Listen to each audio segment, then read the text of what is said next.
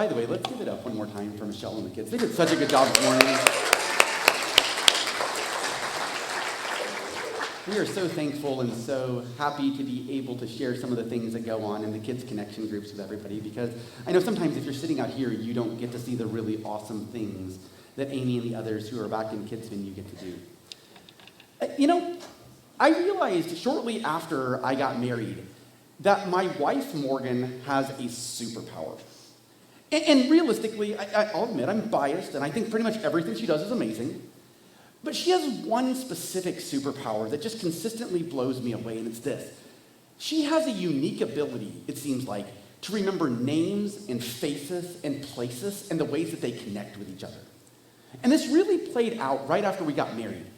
We had decided to go out to eat, and sitting right next to us was a guy who had actually been the person who introduced me to debate.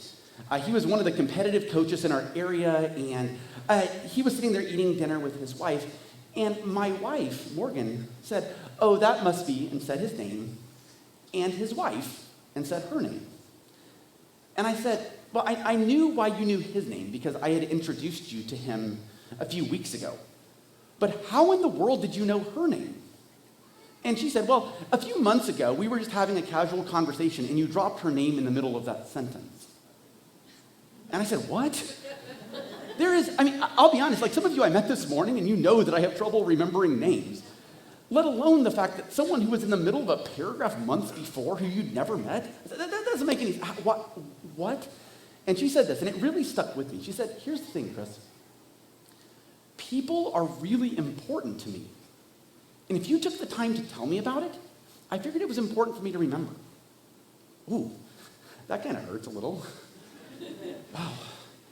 But it's one of those things that got me to thinking, and I've thought a lot about this since then, about our ability to kind of remember the people around us. The number of people that maybe we can keep track of, like who are our closest friends, and how do we kind of keep all of the relationships straight? In 1993, there was a British psychologist by the name of Robin Dunbar. And he came up with this notion that there's a finite number of people that we can kind of keep track of, where we can know all the different details. In fact, he suggested this. Dunbar suggested that a maximum group size of 150, he found represented in natural forming groups all over the world in different domains and cultures, from tribes to military units, is a function of the neocortex size of the primate brain. In other words, from an evolutionary standpoint, he thought we have the capacity to remember about 150 people and to kind of know their inner reactions and like the people that we know pretty well, the people that we don't know so well. And in fact, he kind of drew up this chart that I thought was kind of helpful. I know it's kind of hard to see, but if you look in the very middle, he says in the middle there's this like support clique, and it's kind of your closest people. He says it's about 5 or 8 people. These are the people, by the way, that know everything about you, right? They're the people that you would call up if you needed to move, or the people that you would call up if you needed to move a body.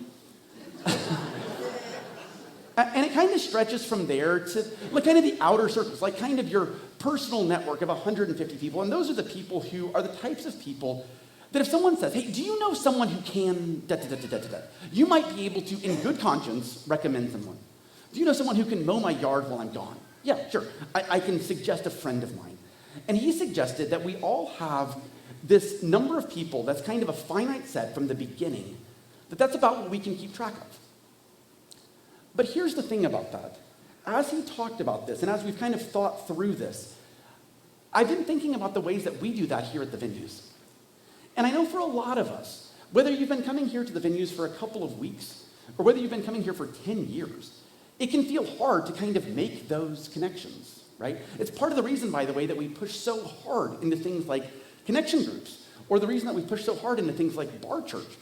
Because especially, it seems like, right now, in the last month or so, it can seem so complicated for us to find those relationships, those people that we want to be close to, the people that we want to really be able to know. And at the same time, here at the venues, part of the reason you probably come here is because you have realized that either at some point in the past, you have felt like you were excluded out of those groups, or because you think, man, I'd really like to make a difference beyond just my group because I see that type of exclusion. And you know that one of our major principles, one of the things that drives us, is being affirming and inclusive. And so maybe you've been kind of wrestling through that conflict, right?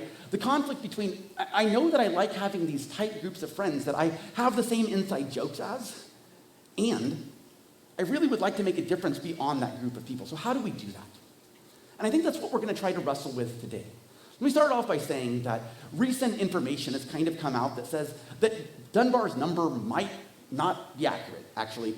In fact, John Lind, who's an associate professor at Stockholm University, said that finding the people could have far more friendships if they just put in the effort, that we're not limited by some kind of evolutionary force there. And at the same time, as we are talking through this series that we're doing during the Christmas season, we're talking about this away in a laundromat, because I think that many of us, if we're honest with ourselves, will say, there are people that are outside of our closest circles that often get forgotten, that we just kind of miss, that we forget. If you look on the stage here, to my right and to my left, you'll notice that there are some cutouts of people holding cardboard signs. They're blacked out intentionally. Because I think that if the Christmas story had been told today, using 2024 people, there might have been some people that we might not have even written into the laundromat. We might not have included them into the manger of the 21st century, people on the outskirts. And these are the folks this morning that we want to spend about 25 minutes thinking about and seeing if there's a way not only to provide some hope for those of us who this morning might feel like we are the ones standing on the outside looking in, and also some encouragement for those of us on the inside to say, let's see what we can do to stretch our arms out around those folks that maybe during these seasons especially look in and don't feel like there's someone who reaches back out. Before we jump directly into the story, I think it's helpful to know where we get this concept of the nativity story. Where do we get this Christmas story? Well, there's basically two letters in the Christian New Testament where we get this whole idea for Christmas. There's the book of Matthew and the book of Luke. And realistically, most scholars believe that both of them were copied off of Mark. Okay? Like Mark wrote it first. Mark really didn't include much about the Christmas story, and then Matthew and Luke just kind of wrote their own thing. The thing is, though, it wasn't exactly divided up like a school project. It wasn't like, okay, Luke, you take this part, Matthew, this part. Instead, they wrote them from very different perspectives. In fact, Matthew was a Jew and was writing mostly to a Hebrew community. That's why if you read through Matthew's story, it reflects much on the Old Testament and the prophecies. Whereas Luke was a Greek, and he was writing to mostly people who weren't Jewish, people who didn't have that background. In fact, at the very beginning of his letter, Luke writes this verse in Luke 1, 3, and 4, and it says this: having carefully investigated everything from the beginning, I also decided to write an accurate account for you, most honorable Theophilus, so that you can be certain of the truth of everything that you were taught. This part that I want to really pull out here, though, is the name of the person he was writing to. This Theophilus character. We don't actually know if this was a real person, if this was kind of a collection of people. We don't have an idea about that. What we do know, though, is that this name is Greek and it has a very specific meaning. It means lover of God. Theo as in like God, like theology or monotheistic. And Philos meaning lover, like the city of Philadelphia is the city of brotherly love. So this name was a Greek name that meant person who loves God or group that loves God. And so Luke was writing to this Greek community that was trying to maybe do what we're doing here at the venues, figure out what does it look like to walk in love. And he wrote this letter saying, how can we figure this stuff out? How can we wrestle through this? How can we, as much as humanly possible, walk in love?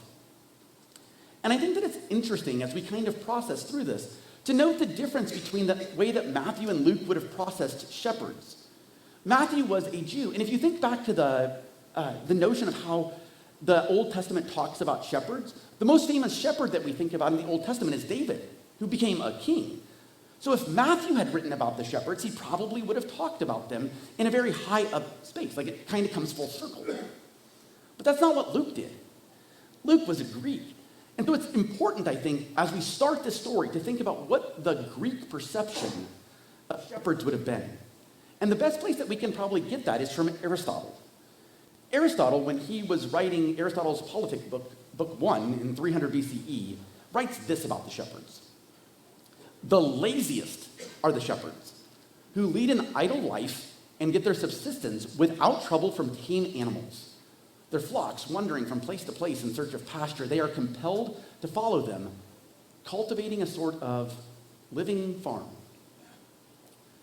In other words, and I think this is important backing as we start to get into this story, Aristotle, who was one of the major thought leaders in the first century BCE, would have been leading people to this idea that shepherds were lazy, which was something against what he said was the basic philosophy for life. Aristotle, in fact, believed that we should live by 14 virtues, one of which was literally not just taking the easy way or having a total lack of effort. And they saw the shepherds as a group of people who only did the bare minimum to get by. And so this morning, as we think about what this Christmas story might have looked like if we had written it in the year 2024, I want to think about who are those people that as a society, we often say those are the people who are just doing the bare minimum. Who are the outsiders who we say things like, they could do better if they would just work harder, or if they would just pull themselves up by their bootstraps. And that type of American noise, I think, is a major problem because it excludes so many people through things like mental health issues, through things like systemic injustices. And those are the folks who oftentimes are the ones who are excluded. And yet, in the kind of flip the tables over kind of theology of love that God has, I hope that this morning what we're able to see is that not only does that not have to be the way that it is, but that's not the way that it is in God's economy. And that's where the hope is that I want us to kind of look in today. So let's start this story in Luke chapter 2, which is what we heard at the very end of Linus reading the Christmas story in the introduction here. It's this verse. Luke chapter 2, verse 8 says this: "That night there were shepherds staying in the fields nearby, guarding their flocks of sheep." And I'll be honest, when I was a kid and my dad would maybe be reading the Christmas story on Christmas Eve before we would get our gifts, this was one of those verses that I was like, just hurry up. Like, I want to get my presents, right? Because it seems like a nothing verse.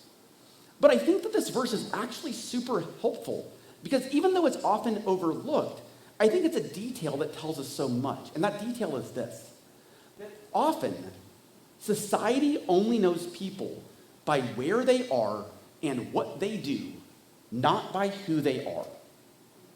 There's a lot there. So I want to give you just a second to let that roll around. That often society only knows people by where they are and what they do, not by who they are. In this story, which is a story that gets told all over the world. In fact, when Morgan and I lived in Morocco, a country that is 99.5% Muslim, they still have the Christmas story, and they would have Christmas trees in the mall and things like that. And in those spaces, they would tell the story and have cutouts of shepherds. But we don't know anything about them, which is so different than the rest of the Christmas story, right? History has tried to name the wise men. We know certain characters like Mary and Joseph and Herod. We've even made up stories and given them very specific characteristics, like the little drummer boy who's not in the story and who greets the new mother Mary with definitely what she wanted, a drum solo, right? I mean, and we do that with all of these random characters, but we don't do that with the very first characters who saw Jesus in the manger. All we know is that they were in a field and they were watching sheep. And I wonder who those folks are in our world right now. The people that all we know about them is where they are and what they do, not who they are. I think about the cashier at Mama Jean's who scans in our groceries, and they are even wearing a name tag, and we don't take the time to read it. Or maybe the janitor at our kids' school who makes sure that the school is a safe place for our hero teachers and our hero students to learn. And despite the fact that they work so hard, we probably don't know them. Or our unsheltered friend, right? Who stands at the corner of Grant and Grand holding up a sign that says, "I'm hungry, anything would help." and we drive past them and look down at our radio to turn the dial really quickly or hit skip so that we listen to the next song for those of you that listen to music. But while that's society's option of how we treat people who are on the edges, I want to tell you something this morning that should provide so much hope, and that's this. But that's not the path of love, because love starts by being fully present.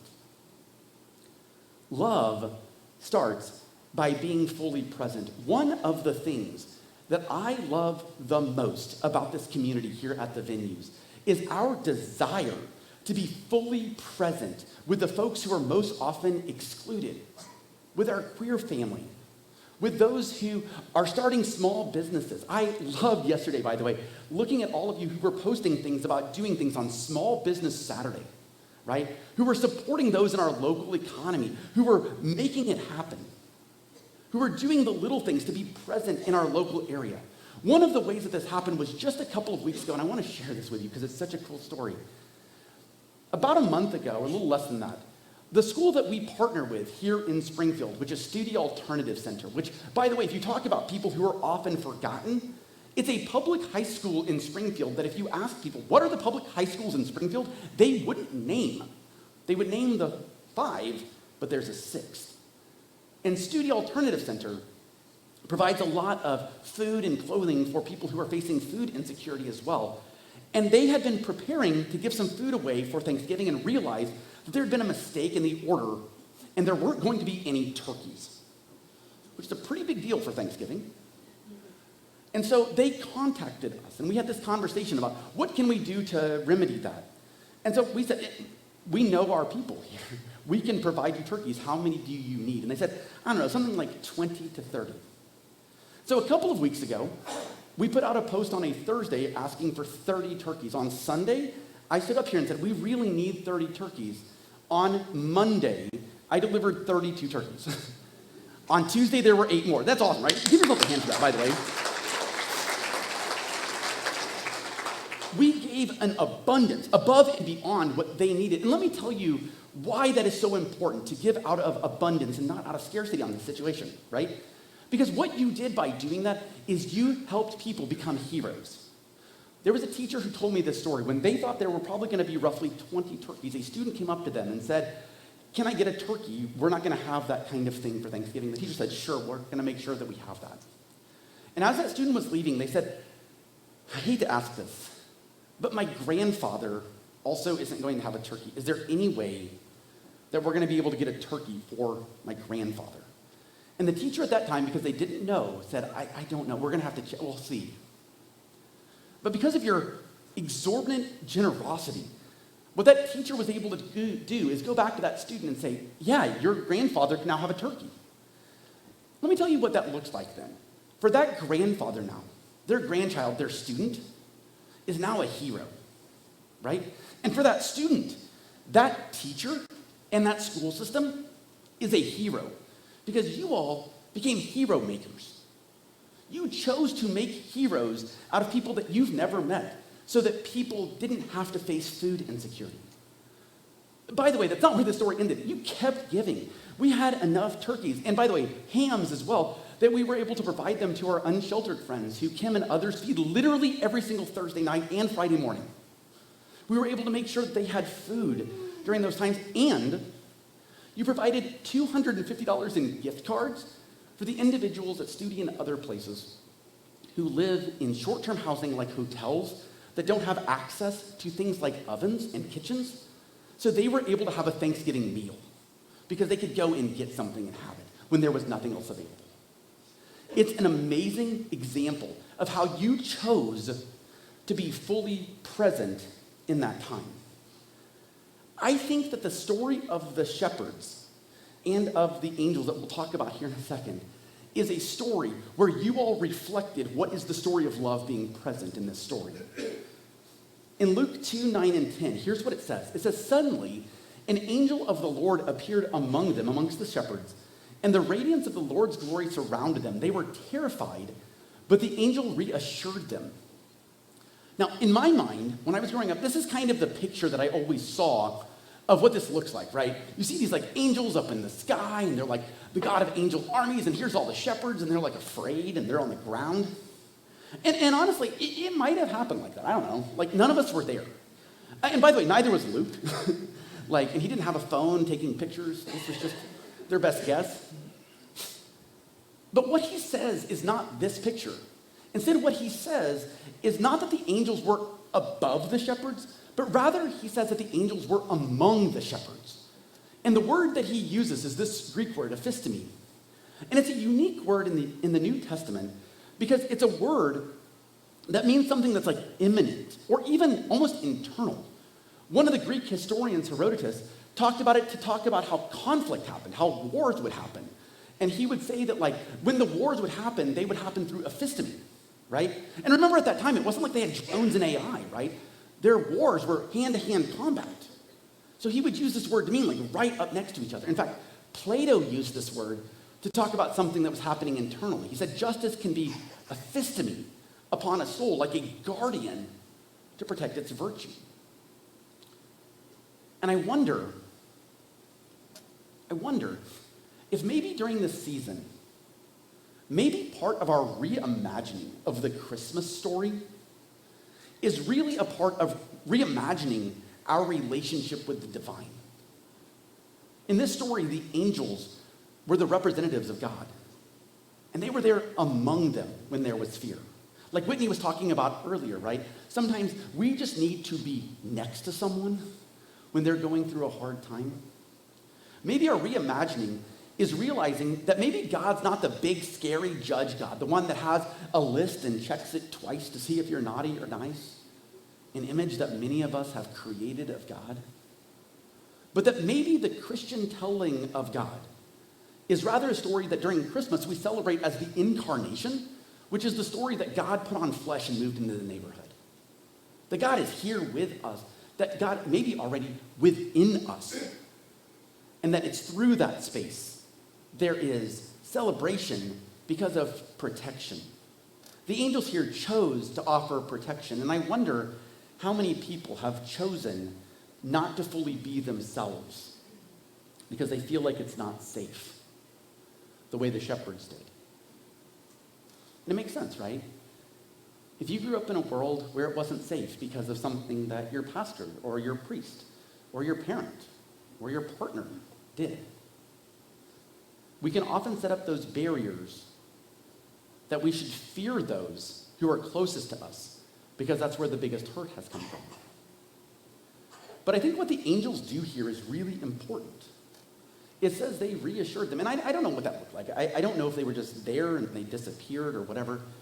But I think there is something about just this being fully present among each other that is really what it means to exhibit love during this season, right? Is to find those people, whether they are in your initial group or those standing on the edges, and just be physically there with them.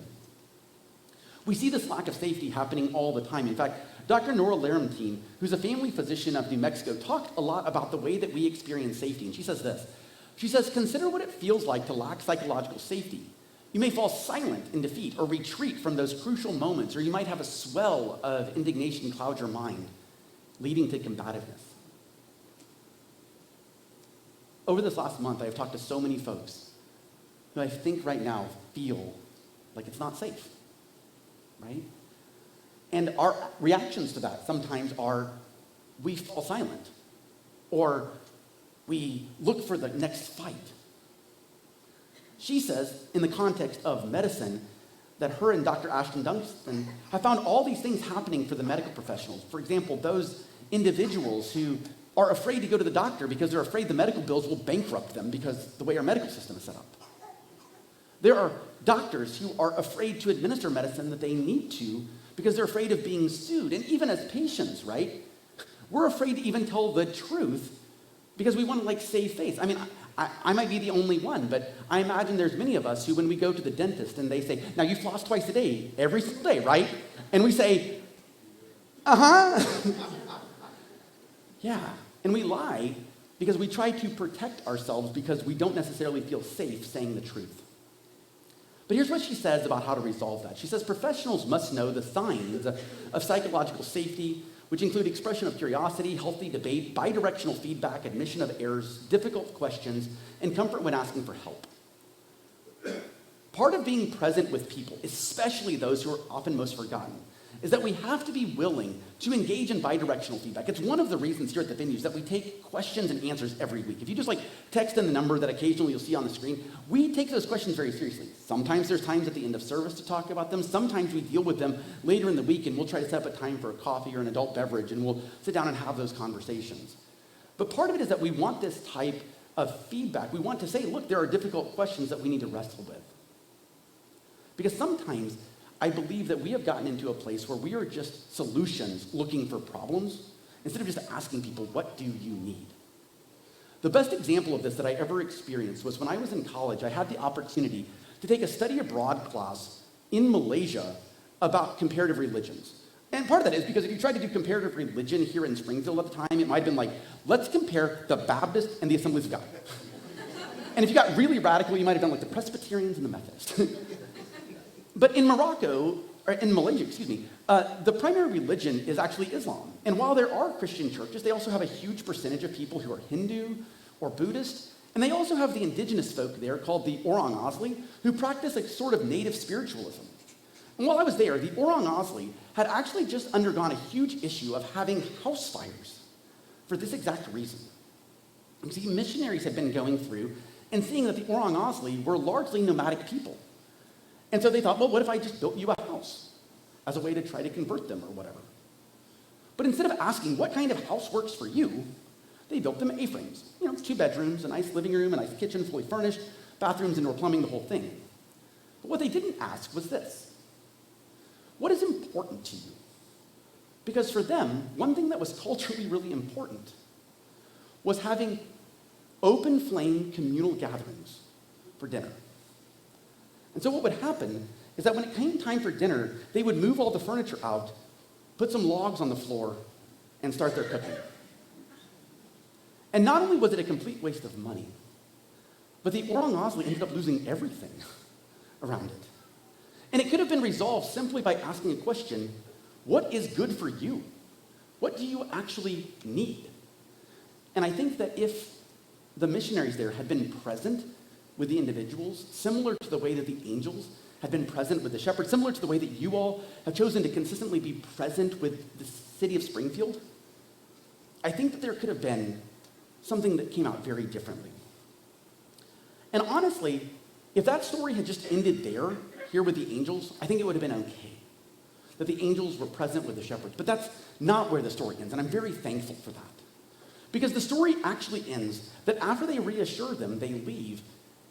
And then the shepherds go to Bethlehem to see this baby.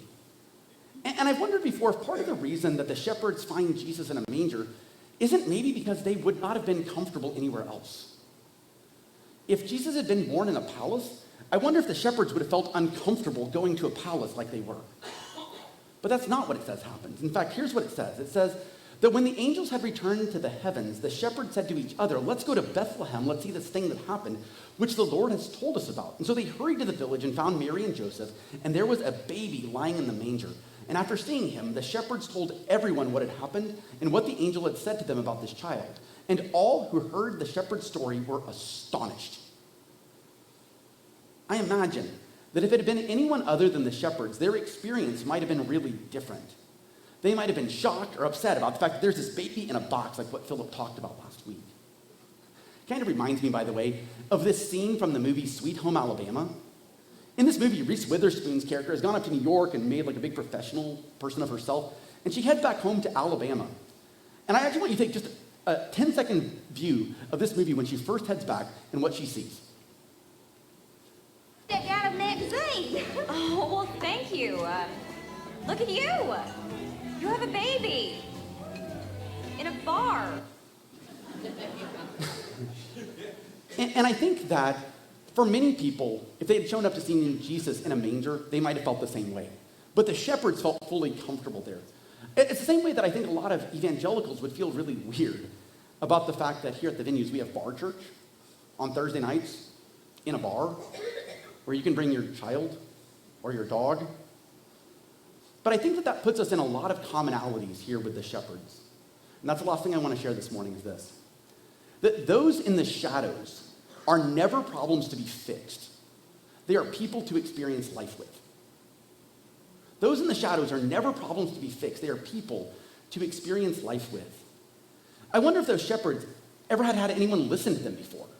It doesn't say what they did here. I don't know if they ran down the street being like, guess what I just saw? I don't know. I don't know if they went back and told their family or the people whose sheep they had been watching. It doesn't say. All that it says is that those people that they told were astonished. And I wonder if maybe we don't need to be more astonished. One of the joys of what I get to do here is that sometimes I get to lead connection groups. A few weeks ago, we finished up a connection group about Faith After Doubt. It was a book. By the way, there's an excellent connection group that's happening right after service over in this corner that Dennis is going to be leading, kind of going through these readings. It's a great opportunity to be astonished at stories. As I was leading this, though, I was astonished by some of the stories. Some of the people there, one of the people who was in that group, by the way, was telling us that they were getting ready to go do a lecture series at Harvard. That's astonishing. One of the other people, by the way, shared that right then they were unsheltered and living in their car. Another person was talking about how they were working with AI and the ethics of it. And the most amazing thing about that is while their stories were astonishing, there were so many more commonalities where they said, yeah, I'm struggling with my faith in these questions as well. That's what connection groups do. It helps us find the people on the outside who are having those questions and puts them together. So how do we do that? Well, maybe it looks a little bit like this. Maybe it looks like we hold up signs. I think there are some of us right now that hold up signs that look like this, that say everything's fine. We probably hold it over our face, right? Because it's a mask. But maybe there are other signs that we hold up too, right? That say things like, I'm lonely, or I need help, or I'm scared, or I'm excluded. And it seems like as we hold these signs, we hold them lower, don't we? Because we don't want people to see them. I want to tell you this morning, whatever your sign says, we are happy that you're here with it.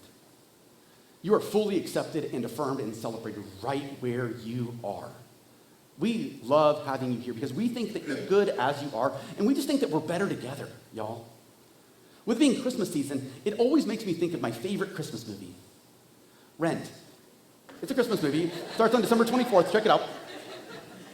And in that movie, there are two characters, Roger and Mimi, who have this kind of on-again, off-again relationship. And at the end of the movie, Roger's kind of ghosting Mimi. And Mimi confronts him, saying, what's going on? He says, I've got some baggage. And Mimi says something then that I think is so important. This is kind of my call for you to go out. And she says this, life's too short, babe. Time is flying. I'm looking for baggage that goes with mine. I should tell you, I've got baggage too. This week, let's be a baggage claim industry. Let's find people who our signs match up. Let's find ways to make those connections, to realize that life is too short to be lived alone. And there are ways that we can be doing this. Let's look for the people in the shadows. And this morning, if you are someone who is in the shadows, please know that we want to have you here because we love you just like you are, sign and everything. I'm going to pray, then we'll go ahead and find each other's back, okay? Let's pray. God, we are so thankful this morning for the ways that you love us unconditionally. Thank you for this space where wherever we are, whatever we bring, we can bring it and be our full selves. This week, let's look for people on the margins who have been excluded, who are scared, and find ways that we match up. It's in the name of love we pray. Amen.